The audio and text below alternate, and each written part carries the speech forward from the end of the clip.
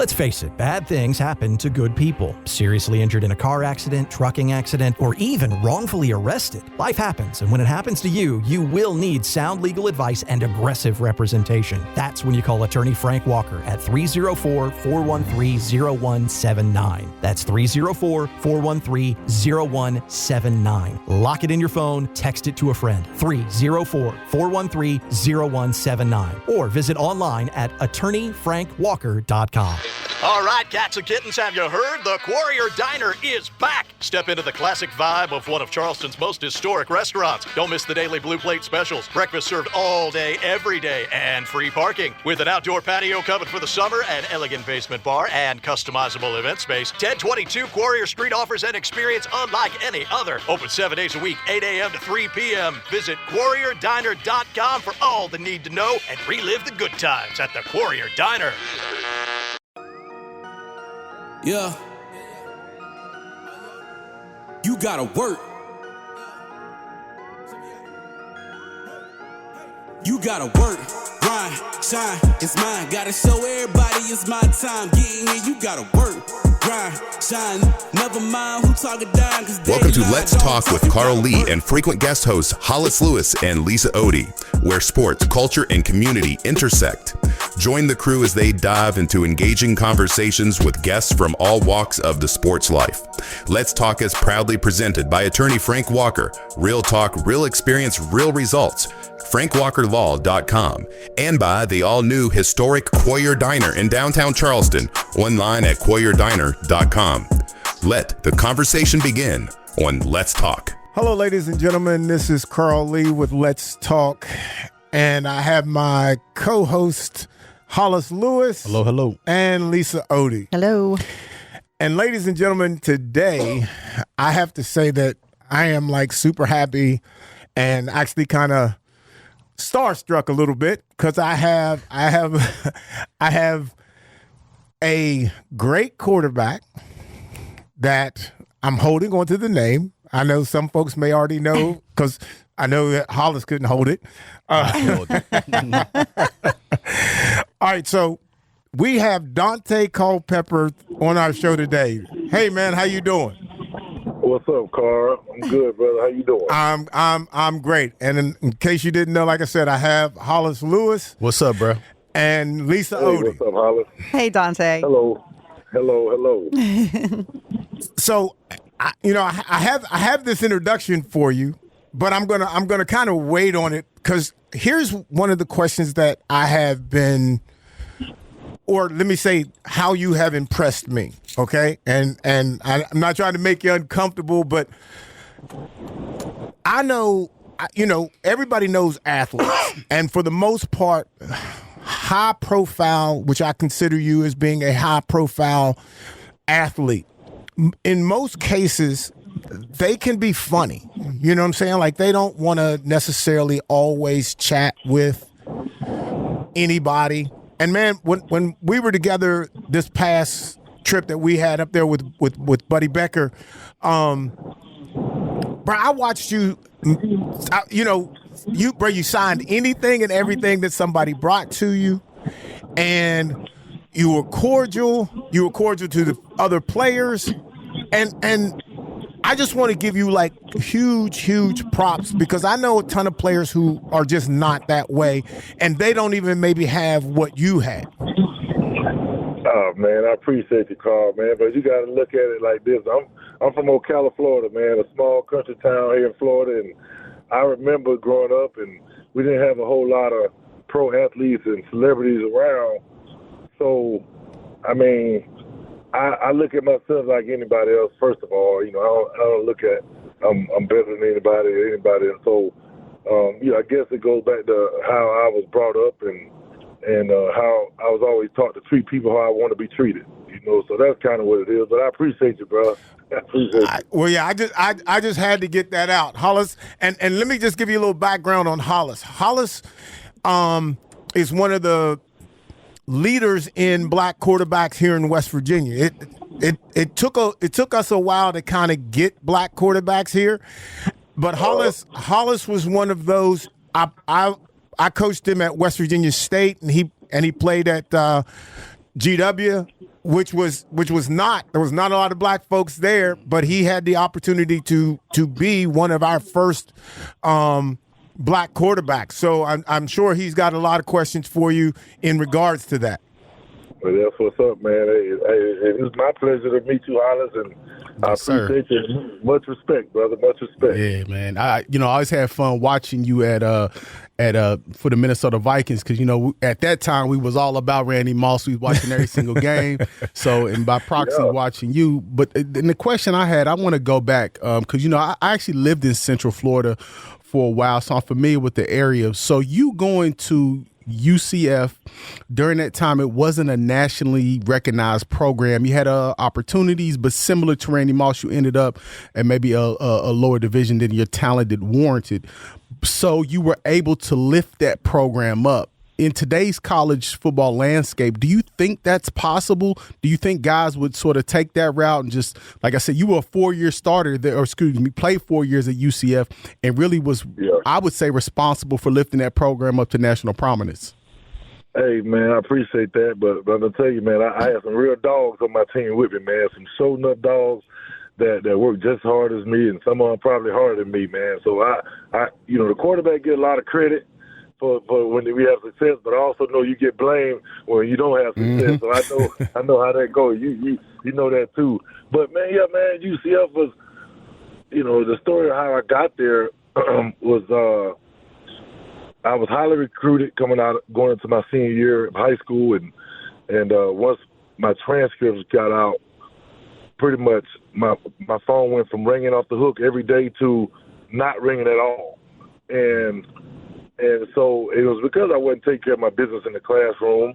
I was a little immature, and it was a wake-up call for me.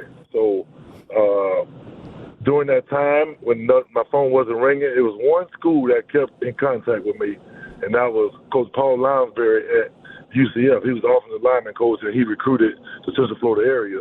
So what he did was he looked at my transcripts, and he came and took me out of class one day, and he didn't know me very well, but he said, Dante, I looked at your transcripts, and there's a possibility if you do these things right here, you can be eligible by the end of your senior year.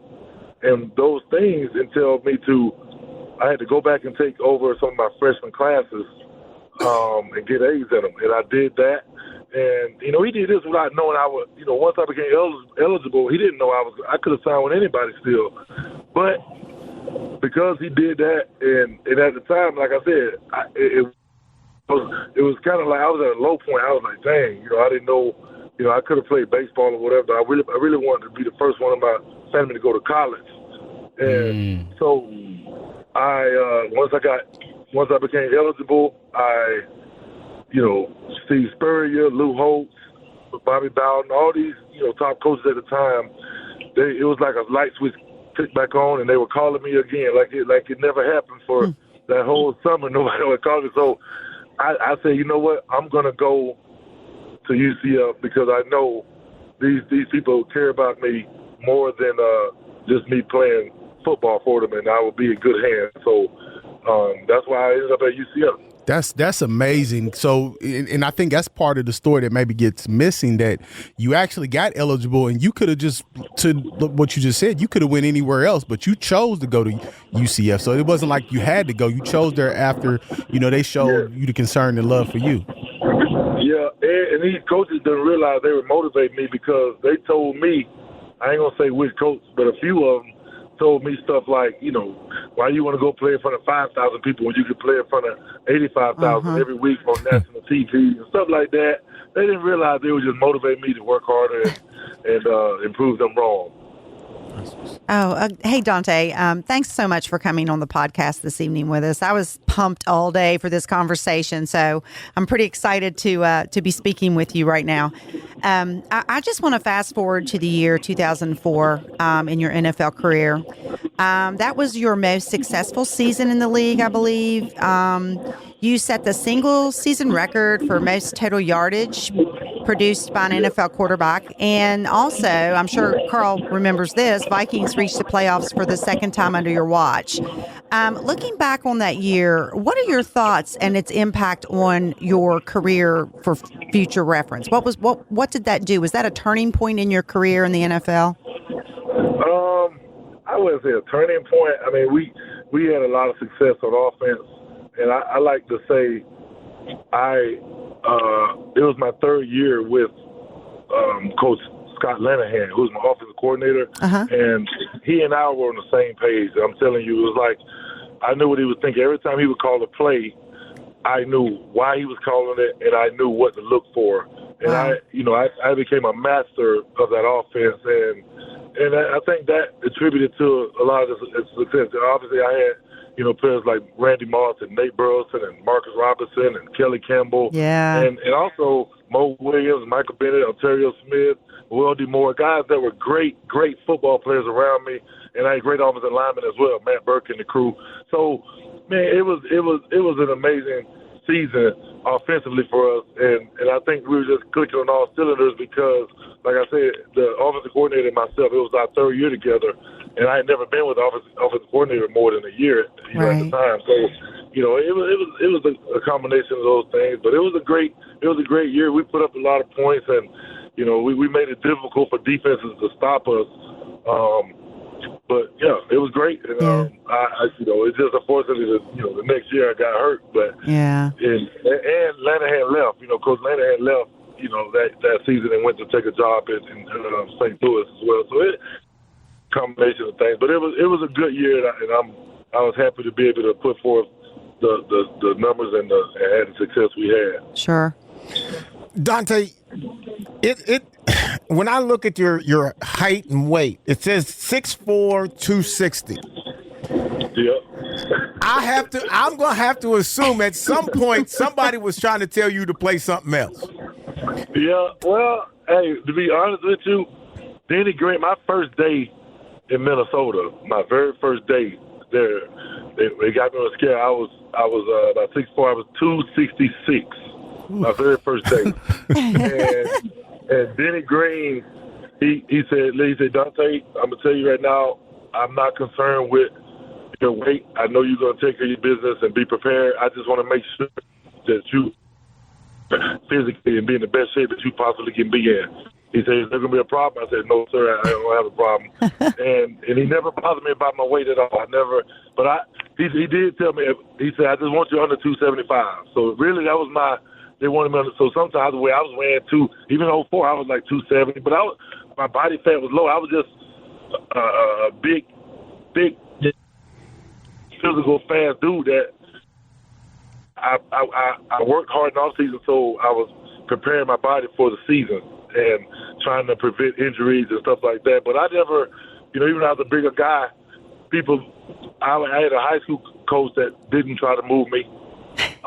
They let me play quarterback, and in high school, my senior year, I think I wore about 245, 250.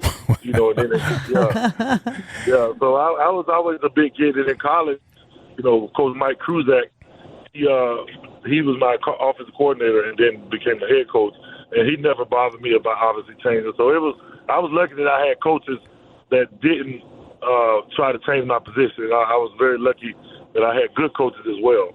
And I'd say, too, that your quarterback skills had to have been visible to them for them to even not to bother you and or let you just go. Because in most cases, there's no way that no one's going to be in that position unless they've got some skill set that coaches can actually literally see.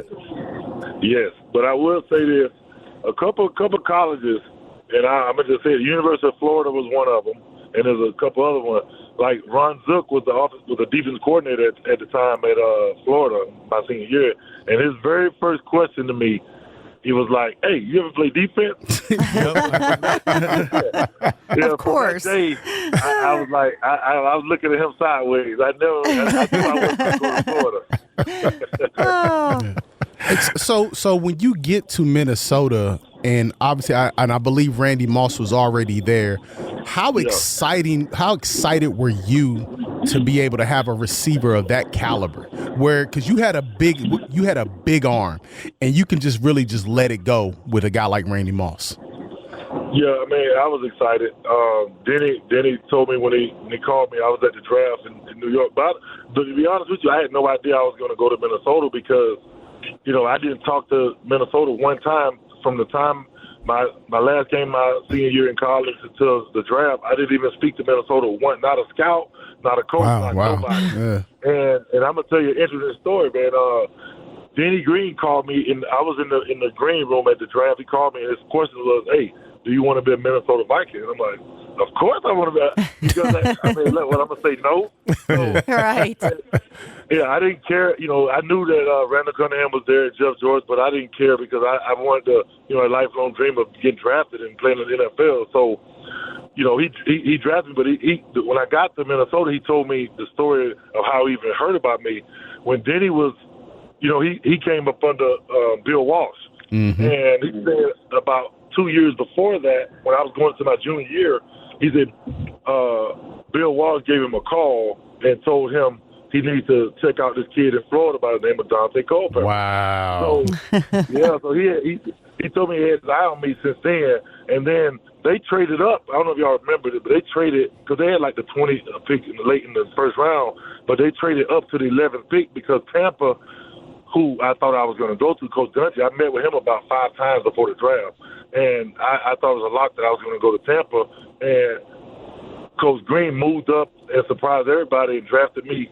He didn't want me to go to Tampa because at the time we were in the same division. Now this is Denny Green telling me all this, and I'm like, all right, Coach. So he pulls me in there. He takes me to the draft board and he shows me all the players that they had rated. And not only did he have me the number one quarterback in the draft that year, he had me rated the number one player in the draft. So he was really high on me.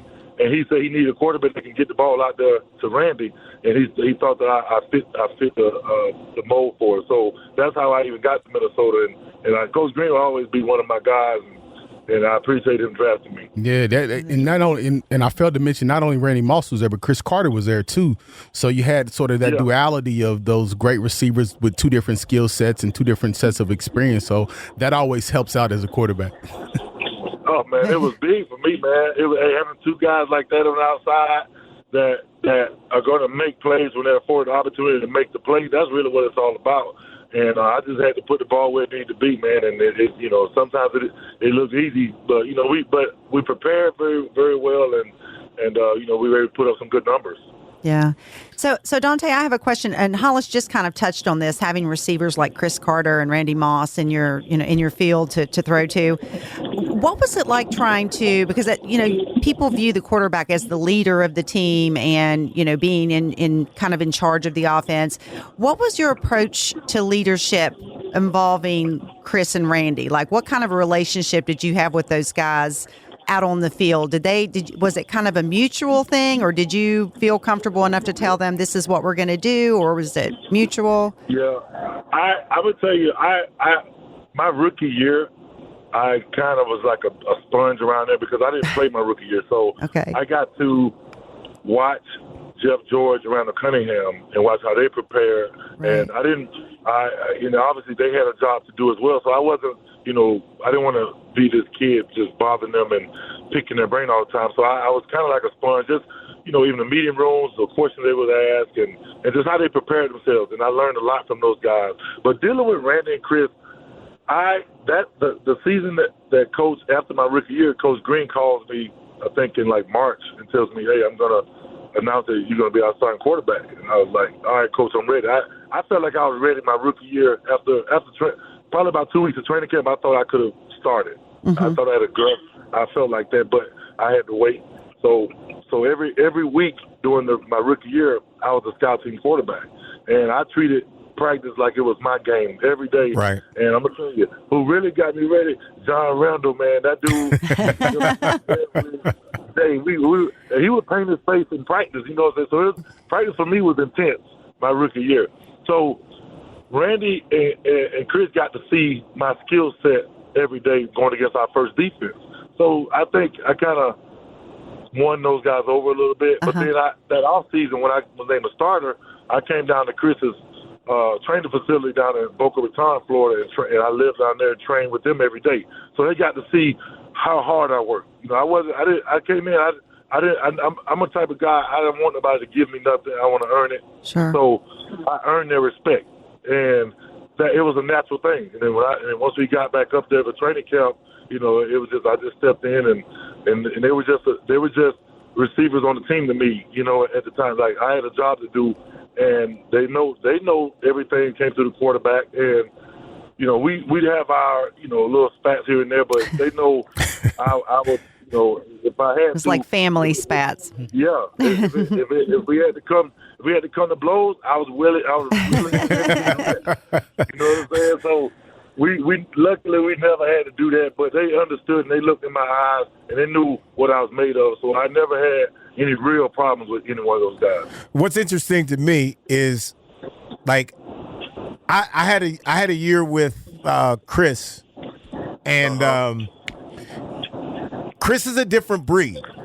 He like for me, like we would going one-on-one and all that kind of stuff. Like he was the kind of guy that could really get to you and get you upset, get you to the point where like you like, well, bro, let's just throw blows. So I'm wondering, how did you? And again, kind of it's the same, somewhat of the same question, but Chris to me was a different guy.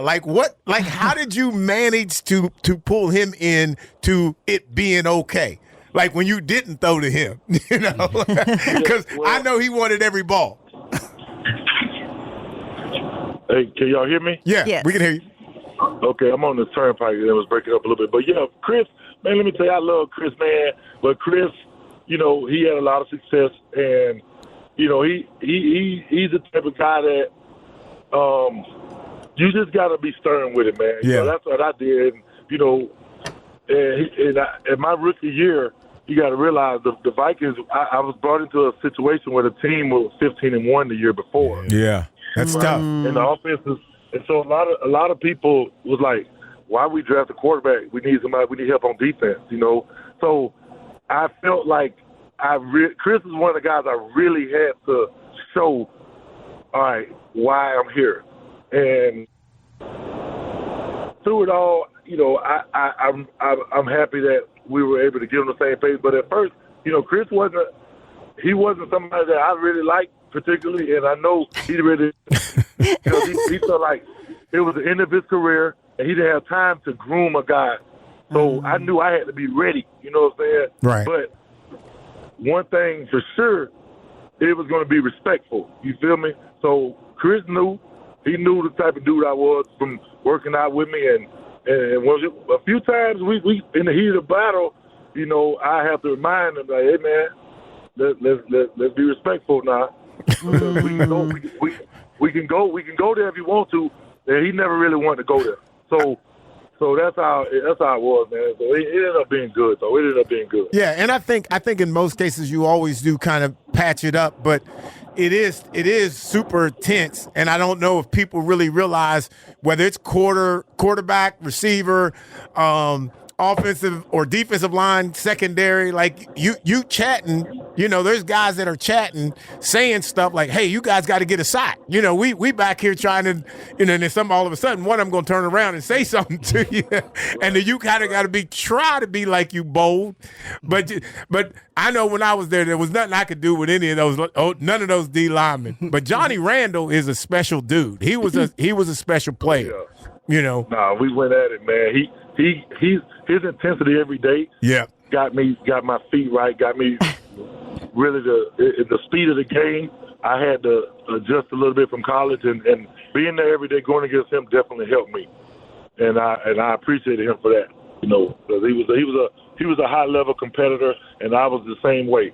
And I wanted to win no matter how it happened. Throwing it or running it didn't matter. Yeah, that's what's up. So, I'm gonna go. I know we jumping all over the place here, but so I'm gonna go a little off script. Now, you were synonymous with your famous celebration, with the get your roll on celebration. You was not only did you sort of popularized it outside of the hip hop community, but you were also in at the time one of my favorite groups' videos, the Big Timers. So, being a kid from Central Florida and kind of going through everything you went to, and just having that level of fun and celebrity, how was that experience for you? Man, it was great, man. Slim, I know Slim Williams and Baby Williams. I met Slim. They're the owners of Cash Money Records, and I met Slim when they first were coming on the scene because one of my wife's cousins played for the Saints, and his girlfriend at the time was a girl from New Orleans. So when they broke up, that girl she was friends with Slim, and some kind of way he found out that I was friends with my girlfriend and her were friends. So he invited me to one of their first shows when he came to Florida. So I ended up going to the show in Miami, and we hit it off, and we became good friends.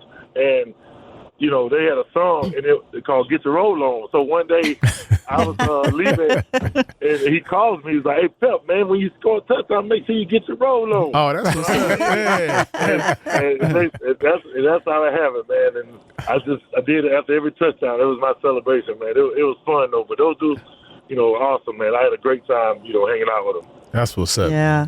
Hey, so Dante, speaking of youth and reliving your days back when you were a rookie quarterback, thinking about the current NFL with so many young quarterbacks starting, you've got, names like C.J. Stroud, Bryce Young, Jaden Daniels.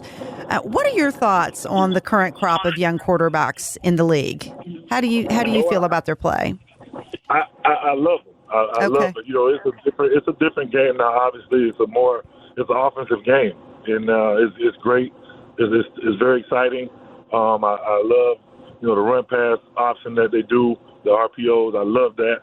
Kind of wish we'd had a little bit of that when I was playing. Yes, but yes. I love it. And I think the quarterback, coming up when I was young, you get labeled as a running quarterback. Yep. Right. Yeah. It's a negative thing. Mm-hmm.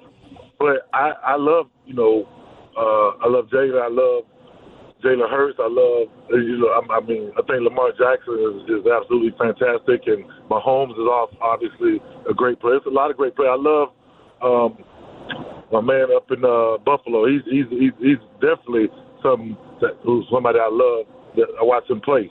And it's just the quarterback play is phenomenal. Guys are very accurate. And then they get to showcase their athleticism and move the chains in different ways. I think that's exciting, and I love to watch it. And I think just to touch on that, being a quarterback, coming up in the 90s, it was sort of that distinction. Either you was a running quarterback or you was a passing quarterback. Even though we had guys like Steve Young and John Elway's, it was still like you were still categorized either one or the other. So as your game evolved, particularly because I know you did a lot of running in college, but you also did your fair running in the NFL. Was that something you were like conscious of, or you were just out there playing ball?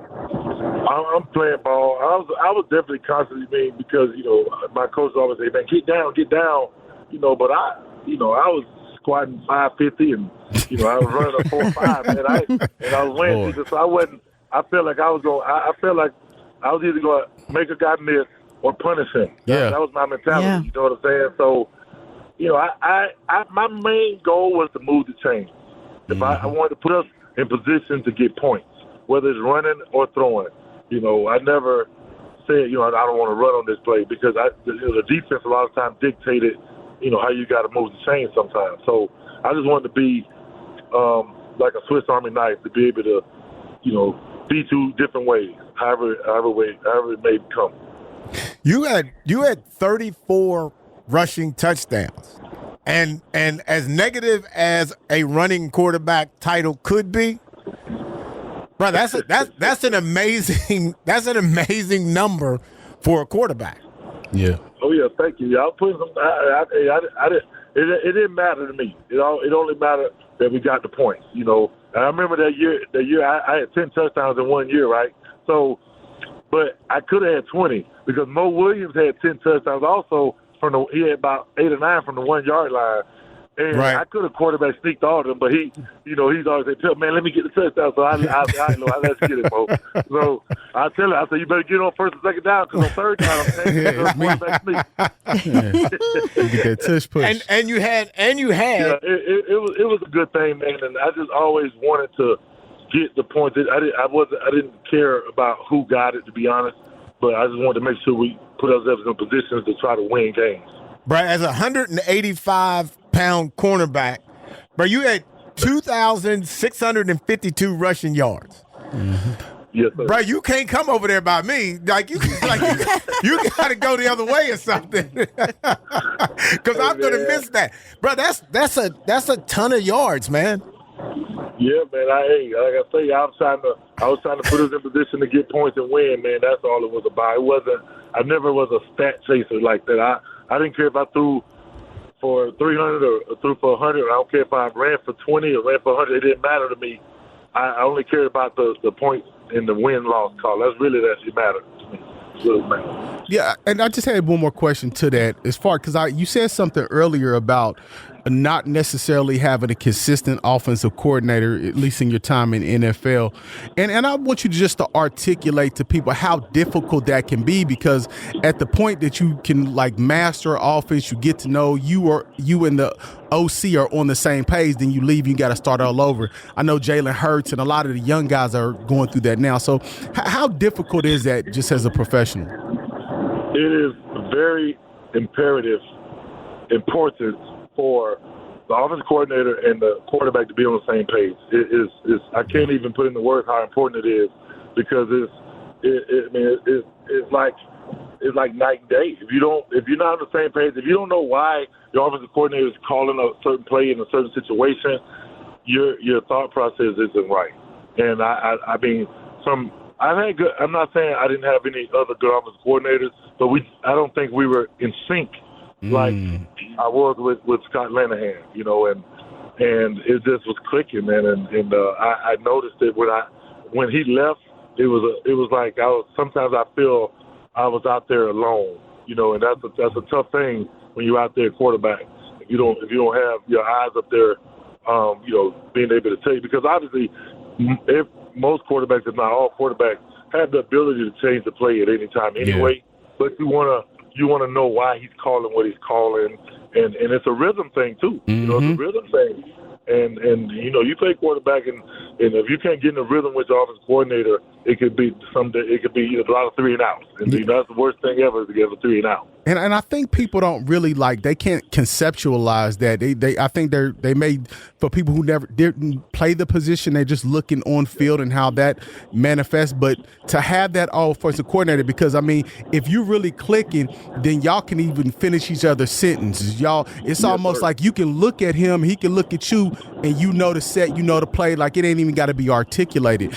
And people don't understand, like, if you don't have that, or if you're in conflict, or you're thinking one way and he's thinking another, then it just messes up the timing and rhythm of not only just the offense, but it can do damage to the whole team as well. Definitely, man. It's very important that the OC, or who's not, it ain't got to be the OC, who's ever calling the play. Yeah. You know, because sometimes the OC don't call the play, the head coach calls it, but you got to be in sync with that person as a quarterback. And in my career, the years I was very successful, it was when I kind of knew why he was calling something, when he was calling it, and what we were trying to accomplish. Yeah. So Dante, I'm going to go on a different path here. It's kind of an opinion question. So I want to talk about a person that I know Carl admires a lot. That's Aaron Rodgers. Coming off. So Dante, the backdrop to this is she's a Packer fan. Okay. Well, you don't have to tell him that yet. So just so you know. It's all good. So Dante, he's coming off a major injury. He's entering his 21st season and he signed with the Steelers. You've experienced a major injury like that and tried to continue your career with the Dolphins, Raiders, and Lions after the Vikings, correct? After you had your knee injury. So what do you think fans should expect from Aaron Rodgers in Steeler country? Do you think he'll be successful in 2025, or do you feel like he should just have already ridden off into the sunset? What are your opinions on him? I'm going to tell you, with his skill set, if they can keep him off the ground and with the receivers they have, I mean, he's a very accurate quarterback. He knows the game in and out. It's an interesting thing. I think he can. I mean, it comes down to, can they protect him and not get him hit? Because if you get him hit a few times, he's not a young guy anymore. Right. So that it might take him longer to heal, and there's different factors in that. So if they can protect him and keep him off the ground, I think they can definitely have a lot of success, because his arm is definitely has a lot of pop left in it. He's a very, very accurate quarterback, and he's prideful, and he knows the game. So with those things, if he, like I said, can stay healthy, they can definitely have a lot of success with that team. And see, and to that point, like I played, with Tommy Kramer, and he toward the end of his career, and then I was able to play in Minnesota for long enough to see other players, other quarterbacks who were getting toward the end of their career. It's interesting to me when you start talking about, because Tommy didn't have to do a whole lot of anything. Like, he just knew the position. Like he just knew what he was going to need to do. He could just get out there and he could just see it. And people talk a lot about the game slowing down. Yep. So when the game slowed down for you, was it a situation to where you were like, okay, I'm seeing all this. I can make this check. I can make all these changes in the calls, or what I could pretty much do what I want, because you could see and you understood the game as a whole, and it was just like you were looking at it and seeing it. Oh, he's getting ready to go do this. It's cover 3. It's cover 4. Tell me a little bit about when you got to that place and how comfortable it made you feel. I'm gonna tell you, man, it's an amazing thing to be. I call it the zone. When you're in the zone, like, my first year, I threw 33 touchdowns that year, but I wasn't in the zone. I was out there, I was playing, I was having success, and then, my next few years, it was kind of up and down. But then in 2003, Coach Lanahan came in 2002, and then we, about halfway through that year, we got on the same page.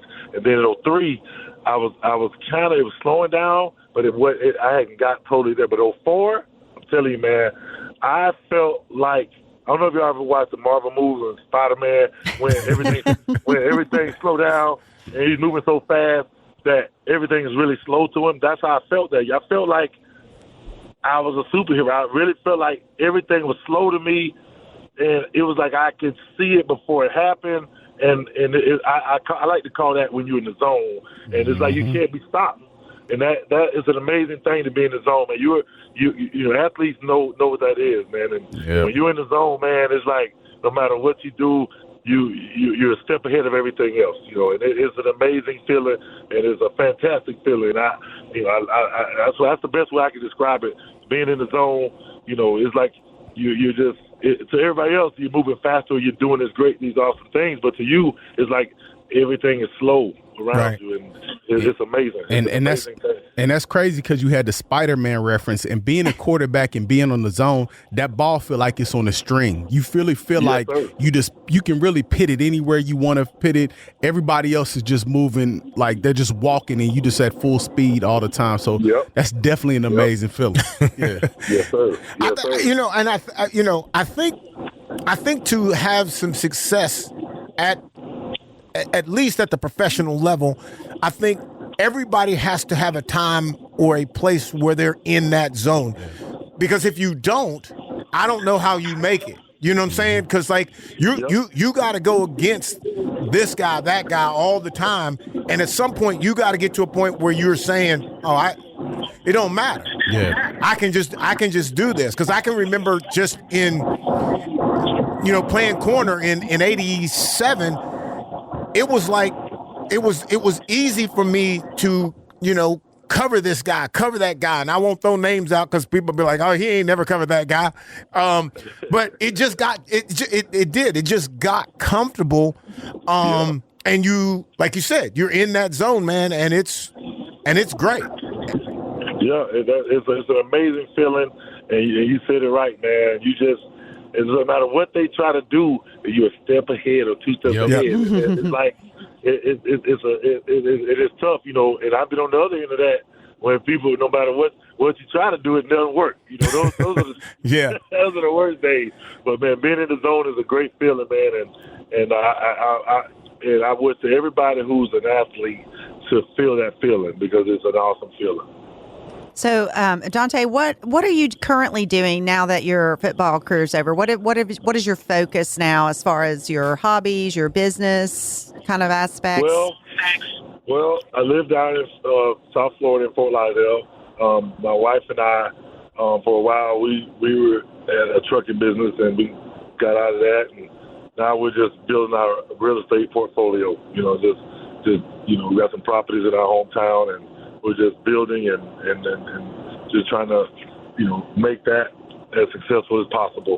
But other than that, we had 6 kids, and my kids are. I have one in the house still. He's 14, and he's playing a little quarterback now, and he also plays basketball. So he says he wants it, but I told him, it's one thing to say it, but you gotta be an everyday thing. You gotta be who you are. Do your push-ups and sit-ups every day. So stuff like that, I'm on him. And my other 2 boys are in college. They play college basketball. They're actually in the transfer portal now, and they're looking for a place to play. So hopefully they have a team. They sign somewhere soon. So that's it. My daughters are 30 and 28, and we have 3 grandkids, nice. 3 baby girls. Yeah, so I've been my girls since high school, and we have a beautiful family, and that's what I'm just a dad now. That's what I do. I drop off, I pick super up. Dad. Drop off and pick up. Awesome. I got a grandson, so I know how that works, man. Yeah. Unfortunately, my baby girl was killed in a car accident in 2020, and she was 19 years old. Yeah, So I miss her every day, man. So life happens, and you keep pushing forward, and but I'm happy, and I appreciate. I was lucky to start dating my wife when I did. I got a good girl, man. She's been there every step of the way with me, and she's been definitely a huge supporter of me, and how we get to continue to grow and be grandparents and just enjoy life, and that's what it's about. Well, bro, like I said, I'm gonna go back to the opening and just let you know.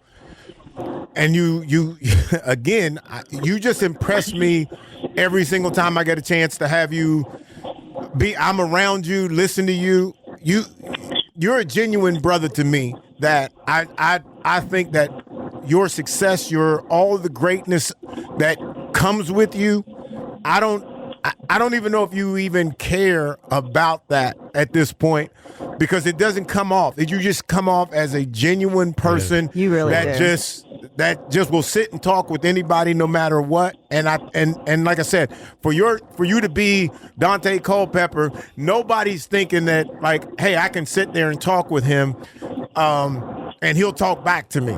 And I saw it firsthand, man. So I'm super impressed, and I appreciate you coming on the show. And we'll let you go now. Yeah. And thank you, man. And get your roll on. Believe it. Hey, man, but thank y'all. Before I go, man, I gotta say I'm equally impressed with you, Carl. Man, I appreciate you, big brother, and man, just keep in touch with me, man, and hopefully we can play some golf soon. I got to get my golf game. up to yours. Some help with that. Yeah. So I seen you on Instagram, and you was looking like you was hitting about 300. I seen that one. I might hit a 300, but it don't go straight. It don't go straight. So you can give Carl some lessons. I'm searching for lessons, man. I'm searching for lessons before I get back out there because I played pretty decent before, but I hadn't played for like 2-3 years, and bro, I already know how that's gonna look. so I gotta find me somebody. I gotta find somebody to help me out. But I'll get back with you, man. We'll get in touch and we'll stay in touch. I'll say that. For sure, man. Thank y'all for having me. Thank you for being so there, man. Yep. All right, cats and kittens, have you heard? The Warrior Diner is back. Step into the classic vibe of one of Charleston's most historic restaurants. Don't miss the daily Blue Plate specials. Breakfast served all day, every day, and free parking. With an outdoor patio covered for the summer, an elegant basement bar, and customizable event space, 1022 Warrior Street offers an experience unlike any other. Open 7 days a week, 8 a.m. to 3 p.m. Visit warriordiner.com for all the need to know and relive the good times at the Warrior Diner. Let's face it, bad things happen to good people. Seriously injured in a car accident, trucking accident, or even wrongfully arrested. Life happens, and when it happens to you, you will need sound legal advice and aggressive representation. That's when you call attorney Frank Walker at 304-413-0179. That's 304-413-0179. Lock it in your phone, text it to a friend. 304-413-0179. Or visit online at attorneyfrankwalker.com. Let's Talk with Carl Lee is presented by attorney Frank Walker and the all-new historic Warrior Diner. Come in on episodes, ask the crew questions, or suggest topics on our Facebook page. Search for Let's Talk with Carl Lee and remember to like the page to become part of the conversation. Subscribe by searching Let's Talk with Carl Lee on your favorite podcast service and tune in Thursday evenings at 7 or Sunday nights at 8 for Let's Talk with Carl Lee. This is Let's Talk with Carl Lee. Now, back to the conversation. All right, ladies and gentlemen, I hope you enjoyed that part of the show. And I think we got a little bit more time, I think. And Hollis has got he's got something he's got to get off his chest. Well, so first, man, just thank Dante Culpepper. He was just so genuine, answered all the questions, just gave us great detail, insight on, his life and everything. So that was awesome. But just, now we're entering to NBA free agency. There's been a lot of talk about the collective bargaining agreements and different things of that nature, and Kevin Durant's on the move again. So now we have LeBron. He originally signed, but I still think he has the option to opt out, or he has some options. So I think he's possibly due about $54 million, but I think he can still move if he wanted to. So, I mean, just what are your general thoughts? He's played for 20 plus years. He got his son in the league. Is it time to, he's won 4 championships, won every championship everywhere he went. Is it time to go, or would you think he'd be damaging his legacy by possibly going to a different team? I think, yes. I think if he goes to another team, I don't think he can play. He's not getting better. Okay, let's just make this clear. He's not going to get better. Age is not going to allow you to get any better. Okay, and so I'm not a LeBron fan anyway. Mm-hmm. So I could be a little prejudiced in here, but I don't think he is doing anything necessarily for the NBA. I don't think, what I'm saying? Everybody knows LeBron. Everybody knows who he is. Everybody knows he's played on 55 teams. So what is there to be? What is there left to do? Yeah, what is there left for him really to do? Yeah, I'm going to go back to what Hollis said about would it possibly damage his legacy? I think we're beyond that with him. I think so? Yeah, I think he could. I think he can do. I think it's up to LeBron to decide. Of course, he is. He calls the plays, the shots for his career. But I think it's up to him what he wants to do and how to bow out gracefully on his career. And I don't think it's going to hurt his legacy in the least amount of anyway. But who's undefeated? Father Time, and we know that's catching up with him. So I think that he would be better off probably bowing out sooner than later, but I don't think anything's going to diminish his accomplishments in the NBA. Yeah, I would say, I'm a Laker fan, and most certainly, obviously, him being on the roster, taking up that much cap space. I don't know if it's not going to help us build, but I think for his maybe own personal legacy, I don't think you want to go out and you don't make the playoffs. I think last year we didn't make the playoffs. So I think maybe in his mind, like at least even if we don't win a championship, I at least want to go out on a playoff team. I don't want to go out not making the playoffs. But I know we don't got much time, but let me ask you another question. Tom Thibodeau, former head coach of the New York Knicks, he gets them almost to the dance, Eastern Conference Championship, and they let him go. Right. What do you guys think about that sort of move? When you and then, again, and for context, this is the first time they had been there in like 20, maybe 30 years. This is the first time they've been relevant in a very long time. I'm going to say this, okay? Somebody in the system, whether it's a player, whether it's somebody in the structure, does not like him.